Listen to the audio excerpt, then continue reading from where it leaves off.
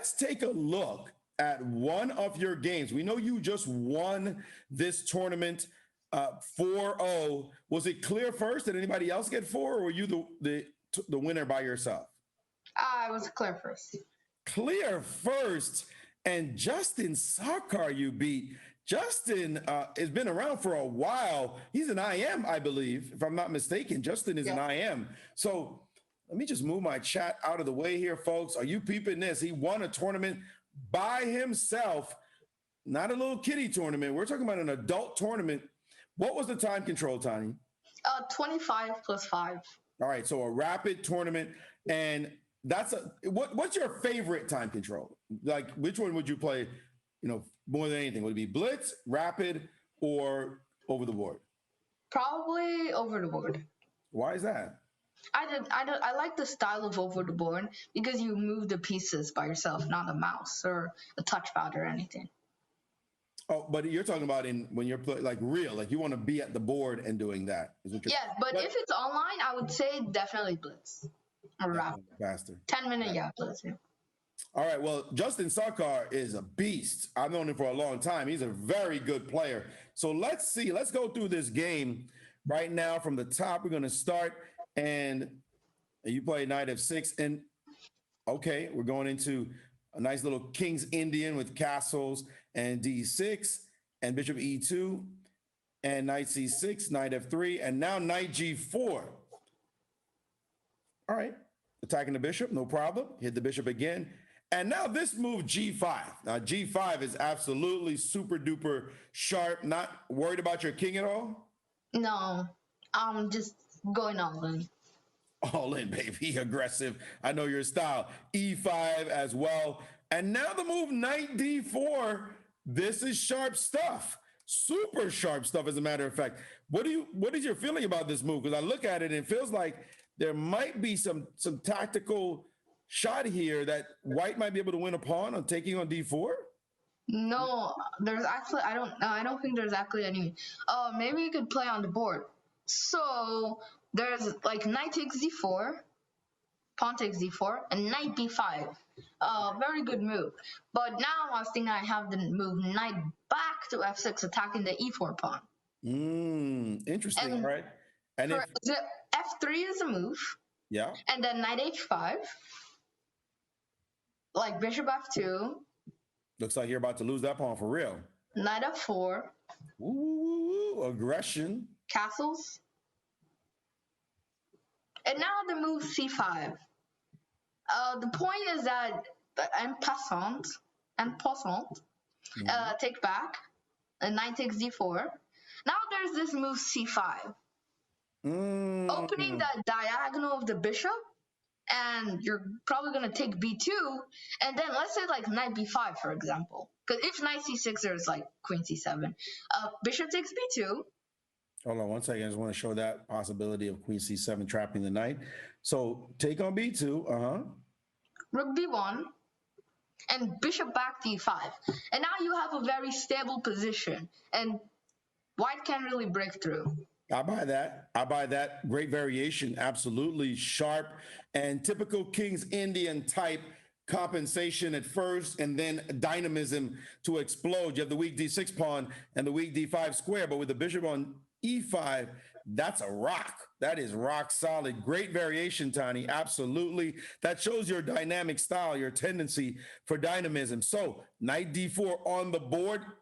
I had a friend called Ronnie Simpson, the late Ronnie Simpson, one of the great tacticians that I ever played, and he helped me to become much stronger when we would battle back in the days in Brooklyn. And he would say, ever forward, never backward. So in this position here, no backing up, like negatory. His only move was go forward, make it work. Somehow just push it forward. He had the rule. There was an old rule Tal joked about in Latvia. Knights don't know how to go backwards. It's illegal. It's like pawns can't go backwards, knights can't go backwards. So you would attack his knight, and even if it was a sacrifice, it's going forward. So definitely an awesome type move. So he didn't take it. He played h4, which looks positionally correct. And you continued with f5. Woo! Fire on the chessboard, Tani. What's up with this? I thought for like 10 minutes here, just like calculating all the lines back, and it figured out to me that f5 was the best move, and I had to go f5 because I can't take his pawn on h4 because then my king will get exploded. Right. I Yeah. can't go This here. f6. Hold on. Yeah, Let me just show that. yeah. I can't go f6. I can go f6 because of then my bishop is kind of stuck a bit. Kinda. It's ugly. Horrible. Ugly. And your That's knight can't get back to f6 either in that variation you showed where your knight was hitting the e pawn. So that just begs white to play takes and knight b5 now. With this knight under attack, this pawn looks scrumptious and his bishop looks terrible. So yes, I agree with you. None of those moves make a lot of sense. But you said you spent 10 minutes in this moment? Because you're playing a rapid game. yes. I had. Oh wait, did I think for 10 minutes? I don't wait. Probably like 3 or 5 minutes. Yeah, I doubt you would have spent 10 minutes here. I had the h4 that I thought he was gonna go h4. I had f5 plan, but I was just recalculating every single line back and back until I finally settled that I'm going to play this move. Gotcha. I love it. F5. Just go for it. And it's a rapid game as well. So dynamics, tactics, go after it. Definitely a nice idea. So now he took an F4. Wow. You are going after him right now. Bishop H4. This I'm starting to wonder, are you getting enough compensation for your pawn in this position? I wanted the position very closed, so this is why I went for this. I didn't want to take on g5 because then I can give him ideas like pawn takes on f5. Right. You can play it on the board. Pawn takes f5, like I don't know, knight takes or bishop takes, and then he can always have the outpost of e4. I hear you, but I'd say your dynamics just look like it's justifiable to play chess this way because you're getting so much tactics. Where's his king gonna hide? Like he goes bishop d3, and I didn't find a good way to stop knight d4. Bishop d3. I want to play e4 somehow. I just keep attacking. My goodness, bishop. The knight's going to get to e4 after every move. Takes, maybe takes first. Yeah, it is. I got to admit, it is a bit problematic what the next move should be here. As you mentioned, a knight getting to the e4 square, and there doesn't look to be any obvious tactics with the move e4 coming some kind of way. So, yeah, I get what you're saying. Definitely. Sharp chess, to be sure. I think I would trust this over what you did, though, to be honest, because f4 locks down your play on, like, your file locks down, and I hear you slowing down the position, but you were playing so aggressively. At any rate, and now h5. Wow, look at this position. And knight to h2. And now he's trying to get rid of your knight, queen d7, making sure your knight is secure. And now a long maneuver. Where's this knight going? It's not going anywhere. The point is that it wants to take something out. Basically, it wants to take my knight on g4 out by going f3. You couldn't go f3 earlier because then I go knight e3 and GG. So this is a very good plan by him. Gotcha. So the point is, in this move, if he had played this move right here, then it's help, mommy, pain, death. Okay, we got that. So instead he played the move knight to f1, and now a6. This about as far from f3 as anybody could imagine. I mean, you are playing on the whole board, Tani. You are lighting up the chessboard. This is a confusing style. I can see what your style is now. Your style is keep it sharp, keep it busy, and smack him down in some tactics. Because this is the kind of mass confusion that's on the board. I want to say one thing. Yes. So here, he actually add like 12 seconds on the clock. What? What do you mean? 12? What do you mean? To play the rest of the game? Yeah, he had 12 seconds at this moment. What? It's like another 30 moves are there, but I mean, how can you only have 12 seconds left?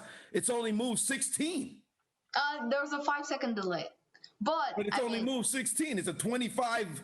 You said give us game 25. How could he have only what was he doing all this time? Where did he slow down? I don't know. Tony, this is nuts. 12. I know he gets in time pressure, but 12 seconds left with a 5-second delay. I'm surprised he could have lasted that long. That's insane. All right, well, you did play F3 and you went in the kitchen, allowing this trade, and now this pawn on E3. Either it's good or it's dead. I mean, it's one of the two. Something's going to happen, but again, it's dynamic. He played Queen D3 going after it. Well, he's not threatening to take it just yet. So you just popped in with B5. No fear. No fear at all. Opening lines. Obviously, nobody's taking that B5 pawn. Rook C1. B4 now, keeping the action going. And now knight D1. Uh-oh. Wait a minute. Looks like you're about to drop this pawn, Tani. Just wait here. Just wait. I got to see it.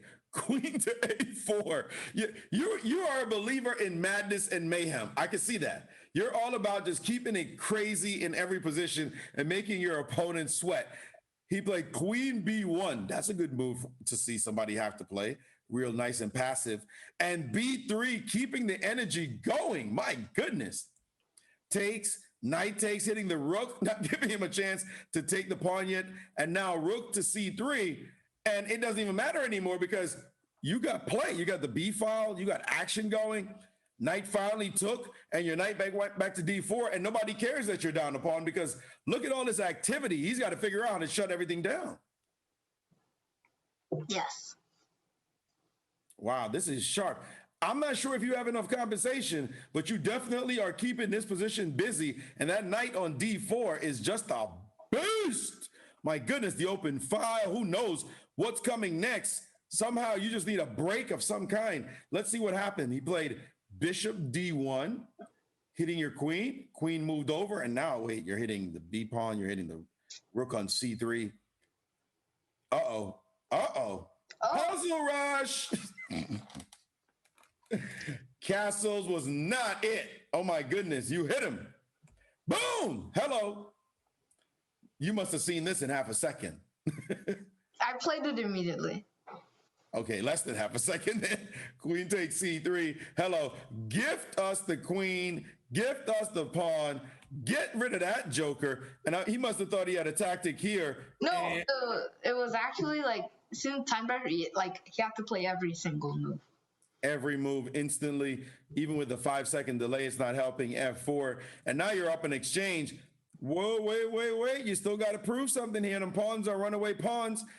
Oh, you got one it yourself. Bishop dropping in the position.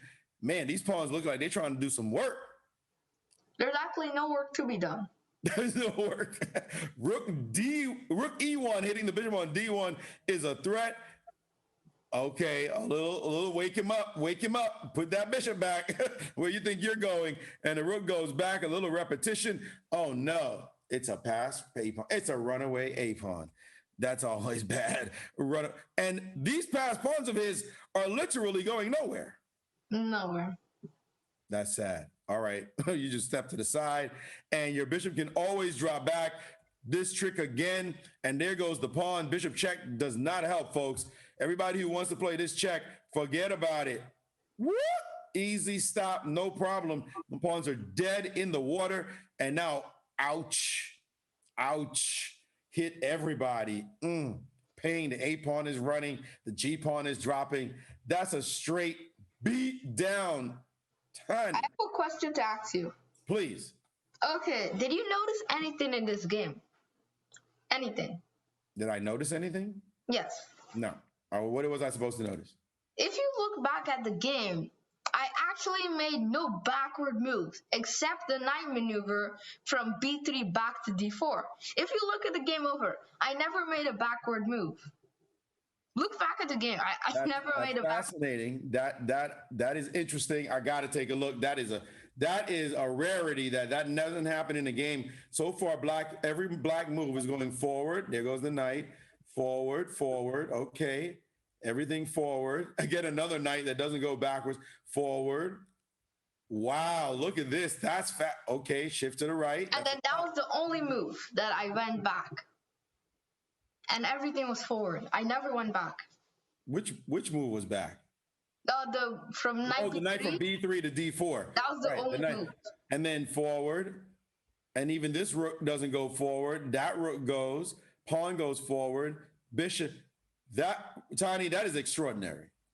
That is absolutely extraordinary. All these moves played, and not one move, like you said, is a backward move, except knight D4.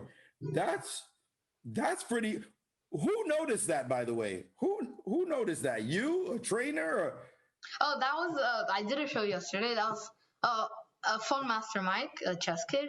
Yeah. He noticed that, and I was so fascinated because I didn't notice. But all I noticed, like after the game by myself, was that I made a lot of moves forward, but I never thought that I made like 99.9% of the game forward. That's pretty slick. Actually, the game was 45 moves and only one move backwards. And that was knight from B3 to D4, which hardly counts as a backward move because it's like right in the middle of your face. So yes, dynamic play indeed. That's the kind of message. That's the kind of message you send to everybody. Tani does not go. Here's the deal. Tani barely knows the rule that pieces can go backward. That's what you should know. He barely knows that rule. It's like pawns can't go backward. Rooks can't go backward. Queens can't go backward. Bishops can't go backward. Kings can't go backwards. Only knights sometimes, once in a while. Tani, you learned the rules of the game incorrectly. That's what I'm going to call it right there. And somehow it's working out for you.